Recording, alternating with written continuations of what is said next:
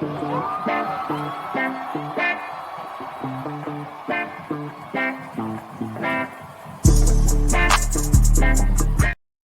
welcome on in, everybody. Another edition here of the Auburn Undercover podcast on the 24/7 Sports Network. My name is Nathan King, joined here by Jason Caldwell, and Christian Clemente is back from his Hawaiian excursion, looking a little sun-kissed. Christian, we hope you had a good time while you were away. Yeah, it was good. Thanks to y'all for covering the slack for what ended up being a big recruiting weekend. Told some other folks that this trip was actually scheduled last April of 2024 before May OVs and mid-May OVs really even became a thing. The calendar just always keeps moving forward. And so learn my lesson. Any future vacations will be in February or July because those are always dead periods. I can always count on at least no visits happening then. But it was good, and appreciate y'all for handling things. It should be an interesting podcast. I feel like I'm joining the podcast as almost as a fan. I mean, I read the stories and kept up with what was happening a little bit, but it's not like I was there, wasn't talking to the kids, wasn't getting, the intel fed directly to me. So do my best to help y'all out, but it's a different perspective for me on the show today. Yeah, I thought Jason put it a really good way in his Monday morning quarterback. This felt like a setup weekend. You set the table on a lot of these guys because as a lot of these guys told us, Jason, this was the first OV, obviously, for many of them this summer, if you want to call it that, this off season. It's going to be busy for a lot of these guys. And it seemed like Auburn set the bar. I think 2 or 3 different guys use that phrase, like set the bar high before they've got to go at other programs Auburn's going to be competing against. Yeah, no, I think so. And it, now because these guys can take so many visits, we've had people going, why now? Why this early? And the easy answer is because they're going to take these visits somewhere. And if you don't get them now, you're not going to get them at all. That's why you do it. Is it ideal? No, it's not ideal. But I almost feel like because it's so early, it doesn't matter if you have the first one or last one anymore, to be quite honest. So for Auburn, they were able to go out and you're right. We had, I don't know how many, 4 or 5 guys going, hey, look, they really set the bar really high.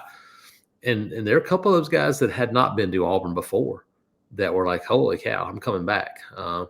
And so a mix of names that have been on campus a good bit, and then a mix of some new guys. And so I thought it, all in all, it was a good weekend. And, I think we need to start with, I don't know, Nathan, for you, maybe the most interesting thing that came out of the weekend was at running back because of what guys said, especially Jay Lamar.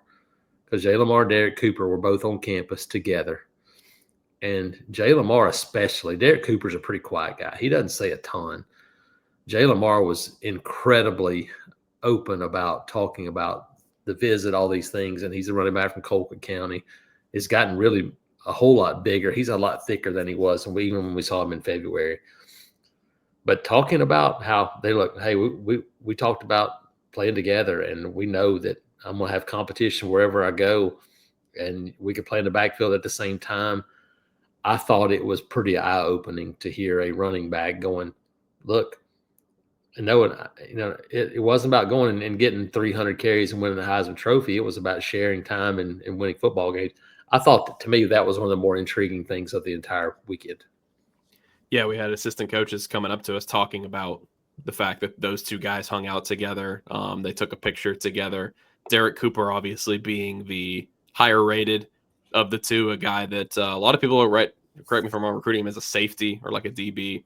He's the number 3 athlete in the country, however you want to slice it, and obviously really highly up there on the board for Auburn. You mentioned Jay Lamar. Cooper still has obviously big contenders against Auburn: Miami, Alabama, Georgia, Florida, and then Ohio State is kind of the non-regional wrinkle there. But talking about a guy like Derek Cooper, anytime you have the Chaminade Madonna connection. Recently, you've had Sean Shivers, the former Auburn running back. Now, that morning, Sean Shivers tweets out that he's going to Eastern Michigan as a grad assistant. But still, Derek Cooper did talk about the fact that Sean is in his ear, But as you talked about with Derek on Sunday, Jason, like it's not just, oh, hey, go to Auburn. It's also like having counsel as somebody who's been through this process before and been an SEC, capable running back. Yeah, I think there's a couple of guys that we talked to. I think Derek Cooper and Sean Shivers with him talking about what it is about Auburn. Not necessarily just football, and obviously Sean doesn't know this staff as well, but then we talked to Rodney Cleveland, Jordan Crawford, being on campus going, hey, you got a feel for what Auburn is about now. How valuable is that? So we talked to a couple of those guys, and I think it is a big deal when you can have people that you're close to. We talked to to Tank a little bit, and it was him talking to Anquan Fagans and Jared Smith, some guys that he's gotten to know in the recruiting process.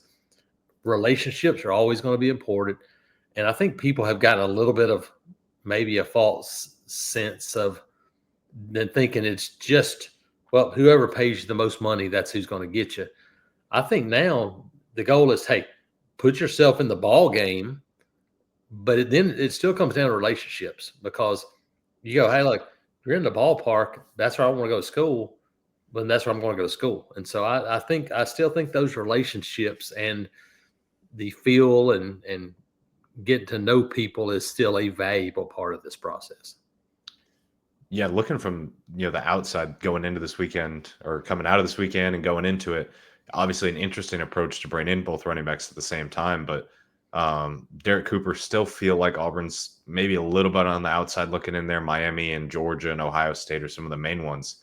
But Jay Lamar is a guy, we've talked about it on here, talked about it on the board before.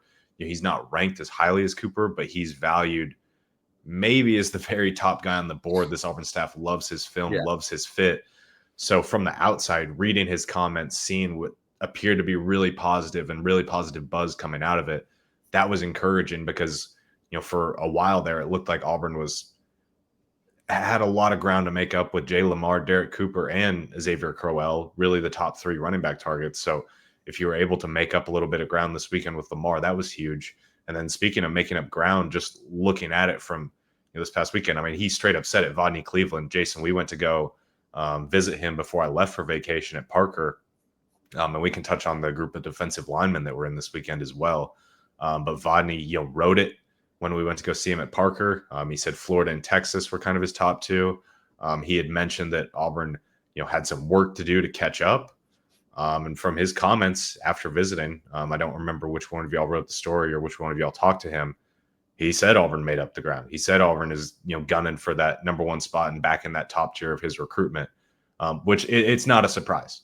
I wrote, I think either in my confidential or in my mock class, I put him in there. I said, look, Auburn's not there right now, but I think they will be there.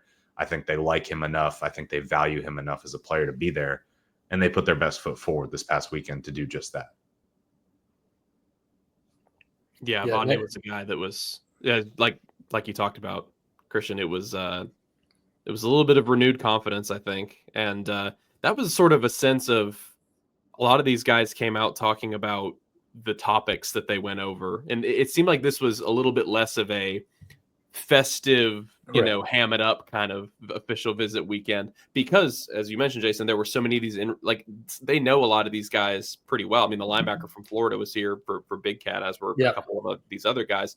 They chopped it up in the film room with some of these guys, and I thought that we heard DJ Durkin's name a lot from these guys, and Rock Bellantoni for a guy like Tank Jones, and Vodney Cleveland was another example of get into the nitty gritty a little bit more, and it appeared to come away with a positive reaction for him. Yeah, no, I think 100% this was a football trip. Now, obviously you do the other things, but this was sit down in the film room. Let's see what what can you put on the board? How could we use you in a scheme? I think there were a couple of guys especially that stood out in that regard when you start thinking about that, especially defensively. I think Tank Jones is one, talking about how would you get used in that. But you had a big group of defensive linemen that all fit there. And I think Christian mentioned it, but you start talking about Trent Henderson is a guy that is a similar type player, longer body, that's been on campus a bunch. And Rocks is, man, I think day one, Rock, as soon as he gets the job, and Trent Henderson said it, said, look, Rock from day one called me and said, hey, I'm at Auburn now. I'm going to keep recruiting you. He was recruiting me at Florida Atlantic. That's a 5-star big time player. Bryce Perry Wright talked a lot about DJ Durkin because DJ Durkin recruited him when he was at Texas A&M. And Christian, I don't know, probably 14 months ago, we were in Beaufort early on a weekday morning at 6 o'clock watching them work out, and DJ Durkin's in the building, and we talked to Bryce Perry Wright. He goes, "That's my guy," and so that's a big deal for Auburn. And so I do think that you're right, Nathan. I think this was a football weekend. And I think for guys, I think they really appreciated it because it wasn't let's just go have fun and let's do this. No, it was, we're serious. We want to know what you know about football, and here's how we want to use you. And I think it was a big deal. Yeah, Jason, you just touched on the defensive line, Ernest Rankins, Bryce Perry Wright. They're there. The edge rushers, Tank Jones, Trent Henderson. Zion Ely was in the weekend before. Yep. That was interesting, that the way that it got out, because it was Zion that put it out. He put it out through Hayes Fawcett sharing visit pictures. And so if the goal was to have it be a secretive visit, and then eventually the secret got out from the guy who kind of wanted it to be kept a secret. But look, we've talked a ton about how loaded this edge board is.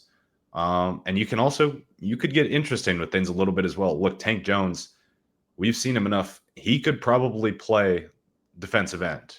He's kept growing. He's gotten bigger. And especially with Keldrick Falk, probably on his way out after this year to be a first-round draft pick, it's definitely not the worst sell ever to say, look, we're going to play you at buck. We're going to play you at defensive end because we need a guy at defensive end, and we think you can do that. It's an interesting group, especially when you consider Hezekiah Harris is also already committed. Yeah. And there's more names there as well. So look, with Tank Jones, it's going to be a battle. That is such an interesting recruitment. Part of me, for whatever reason, just gets a feeling he's going to leave the state of Alabama, but everything points to it being a state of Alabama recruiting battle between Auburn and Alabama. I don't know. There's still, look, we're recording this on May 20th. That one will not be decided until signing day, in my opinion. And Trenton Henderson is a guy that we've felt pretty good about at different times. With Auburn having a chance to land, USC is right up there as well. But look, he's been to Auburn's campus a lot. He'll keep coming to Auburn's campus over the next couple months here. And if I had to put one of those two guys in Auburn's class right now, I would probably lean Trenton Henderson over Tank Jones, but it feels like Auburn's right there pretty close to 50-50 with both of them at this point. Yeah, and you start looking at it thinking about the group of guys. You mentioned you already have a guy committed. You think about other guys in this class that you're still recruiting that are similar size guys that potentially could be edge guys. I mean, a couple of guys, from the North Carolina, the Harris brothers, they're guys that can you get those guys back in visits. Both those guys would be edge type. Kid from Texas, you still have Kamarian Johnson. And I mean, there's a big group of these guys. I do think that there will be 3 of those guys in this class. Don't know who they are. But I think for Auburn, you start going, look, you're fixing to have a rotating group of this. You're going to lose some guys after this season. I think there will be 3 edge guys in this class. And I think they're going to have a chance to sign some good ones. Who it is, we'll find out. But I think I wouldn't be surprised if one of those guys is out of this weekend. And Bryce Perry Wright is even a guy more so probably than the others, Chris. There's a guy that probably plays more of a true defensive end early on in his career, maybe than standing up. But he's a explosive athlete that is not. He's not Keldrick Falk. He's more like what's his name? What's the guy that just retired from the Rams? Aaron Donald. He's more Aaron Donald than he is Keldrick Falk, in that he's that powerful, quick, explosive body. Yeah, sticking on defense, Adam Balagoon Ali, a guy who. Look, when we saw him at Big Cat, he was attached to the hip of DJ Durkin. I mean, DJ Durkin did not leave his side And from that point on, it was pretty clear, that was his first visit to Auburn. But from that point on, it was like, okay, it's time to start paying real attention to this guy. We knew about him, but we didn't know how much Auburn liked him, how much he liked Auburn. And now after a couple of visits, feels like Auburn's in a really pretty strong spot to land him. You've got him, and then back at DB as well. Brody Jennings, the Michigan cornerback commit, and CJ Hester, could be corner, could be safety. Two guys that, quite honestly, going into the weekend, didn't know a whole lot about their recruitment. Neither of those guys had visited beforehand. But Brody Jennings was, reading the comments, felt like he was one of the guys that Auburn really, really made a move with. He had the biggest statement of the weekend, I think. Yeah, and CJ Hester as well says, look, I'll be back. And Auburn likes him more as a corner too, even though he's listed as a safety, 6'1", 185, had pretty good. But those guys had pretty good size and length. And, I thought they were both interesting. I think you mentioned Balagoon. I think the thing when you see him and when you think about picturing him down the road, I think about DeMarcus Riddick. I think about the dime linebacker. I think that's where he fits in, that playing that outside linebacker role, coverage, blitzing, rushing the passer, doing some of those things. I think he's more of that linebacker than a true inside middle linebacker type guy.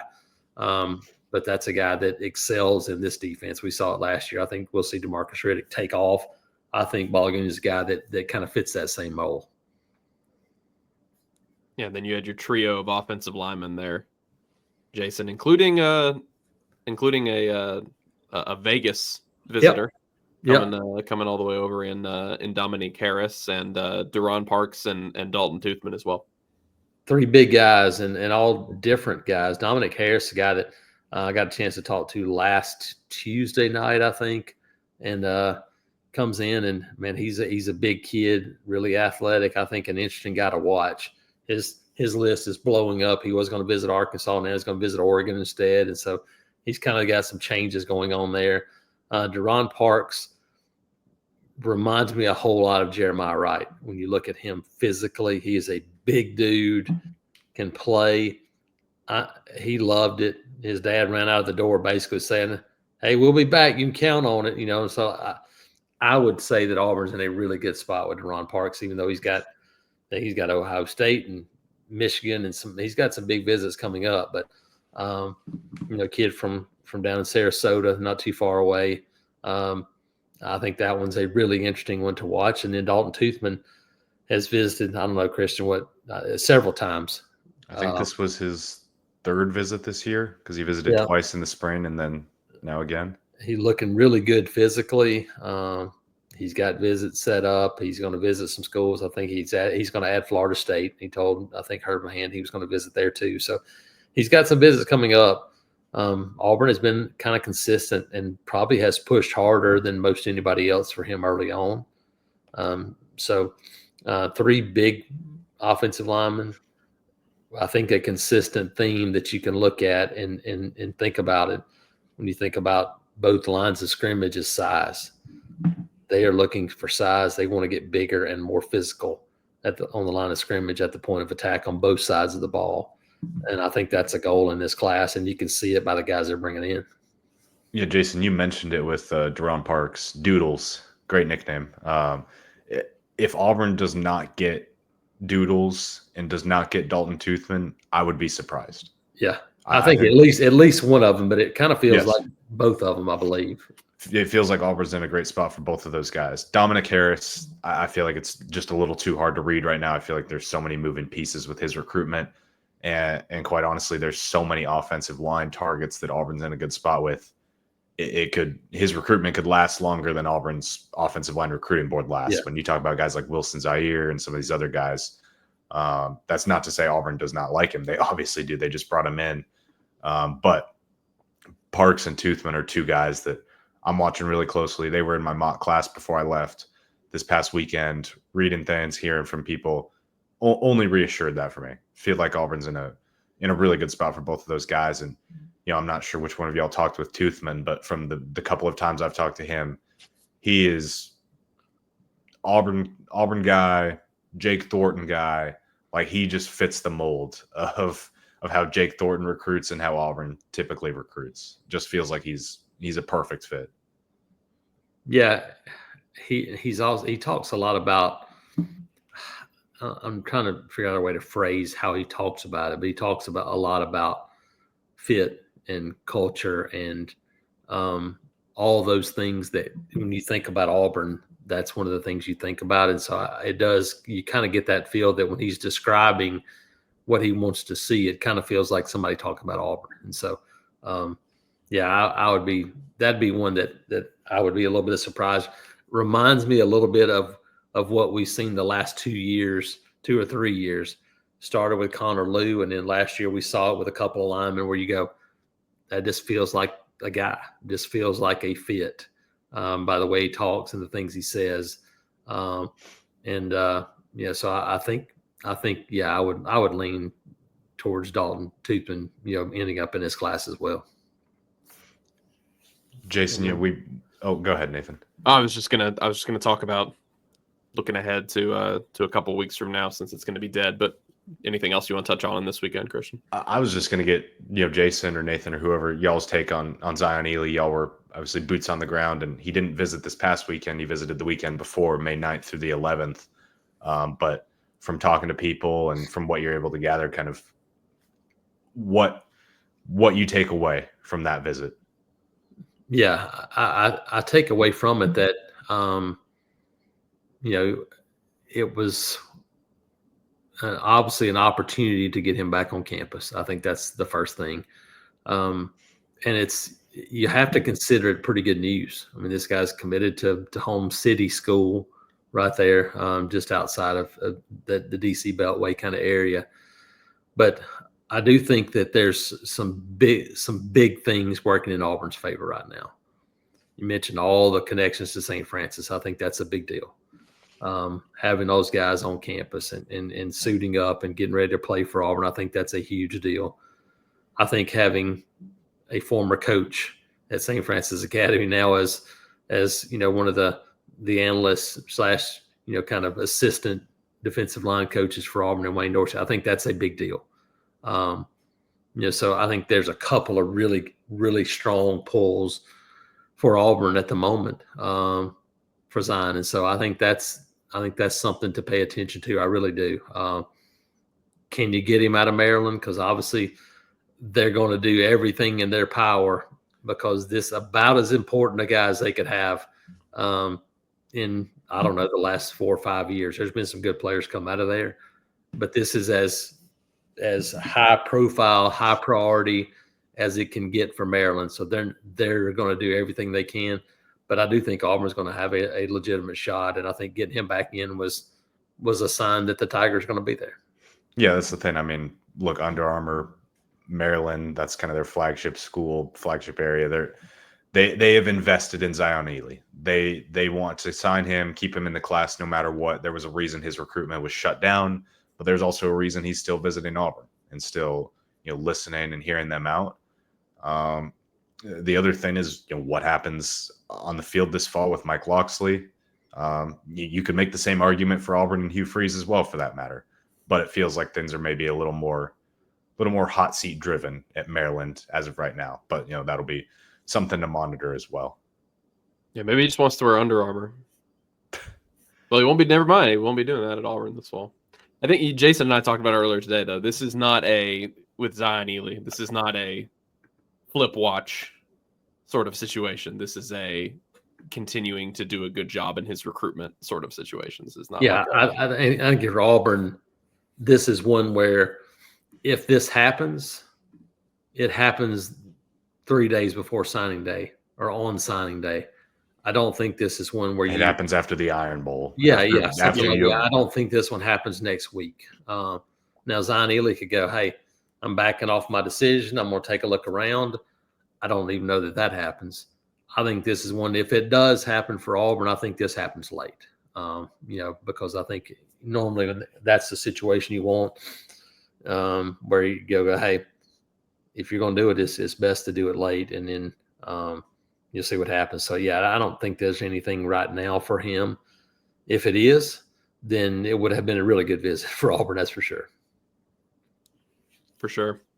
Well, as we talked about before we got rolling, guys, it's sort of a one-on, one-off schedule for them right now. So nobody in this weekend, but Christian, I guess, we talked about it before we got started. Who are some guys that are going to start trickling in the beginning of June that you'll be keeping your eye on?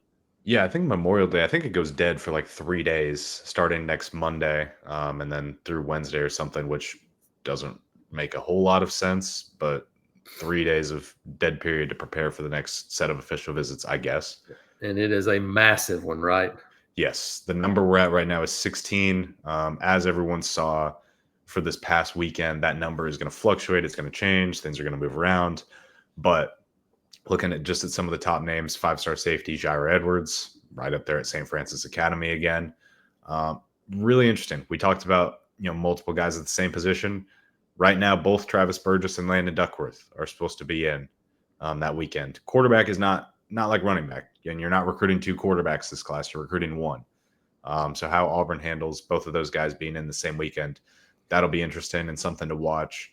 Some other top names that have been on campus a lot: Wilson Zaire, Anthony Davis from Grayson, Jaquez Wilkes. That's a huge one. That's one to watch too, I think. Yes. Right now, I think small school guy. We drove Christian's first opportunity to see Wadley, and so I mean, as the crow flies, 45 minutes, maybe an hour or so away, a little bit longer. So it's not very far away from Auburn. Be close to home. I like Auburn's chances with a guy like Jaquez Wilkes early on in this one as well. Yeah, so it'll be an interesting group. Obviously, way more names than that. We'll do another show probably next week to preview the list once we get a little bit more concrete in terms of fully finalizing that schedule, and obviously we'll have content leading up into that as well. But it's going to be another big weekend, and then I believe so. That's May 30th to June 1st. I believe June 1st is technically the first elite camp for Auburn. I think, if I remember correctly, I'd have to look at the camp schedule. But that'll get started. The elite camps haven't been quite as huge over the last couple of years. It's more bringing in a handful, maybe 10 guys that you're going to do a kind of a private workout with, and it's completely changed. It really has. 20 years ago, you would have had 15 camp days in a summer, and now you look and there's a couple of 7-on-7 days, a couple of elite days. So there's really only 4 or 5 camp days total. But they'll have, there's visitors every 2 or 3 days from, once you get to the end of May, there's visitors every 2 or 3 days, and you get the weekend. They get big weekends as well, so it's going to be pretty busy. Yeah, it'll be crazy. We'll have it all covered at auburnundercover.com. Sounds good to me. You guys anything else you guys want to touch on? I think that's it. Just unless we want to talk some Hawaii golf. That's about all I can contribute to the rest of this conversation. Y'all are you're both too young before the Brady Bunch experience, but whenever I think about Hawaii vacations, there's a Brady Bunch episode. So now you're both going to have, that's your homework for tonight. Okay. To go see the Brady Bunch Hawaii trip episode where they find a cursed necklace with it like a totem pole kind of. You need to go watch it, and it is so bad TV. Like the Brady Bunch was pretty good at times. It was so bad that you need to go find the Brady Bunch Hawaii vacation episode and go check it out. Okay, will do. I wish I could I just found the IMDb page for it. There are 91 screenshots of the episode, and I wish I could superimpose them on the stream. Yes, you see the necklace that looks like a totem pole kind of thing. Yeah. Yes. Oh, this is great. It was cursed. Incredible. It was a cursed necklace. Yeah, you need to go find it, watch it. It's pretty good. So, all right, Christian. Well, as long as you avoided the cursed necklaces, then you're straight. Any. All right, you'll be fine. No worries. All right, everybody. Appreciate everybody tuning in, and like Jason said, we will catch up with you guys before too long for another recruiting episode. But for now, auburnundercover.com, and we'll talk to y'all soon.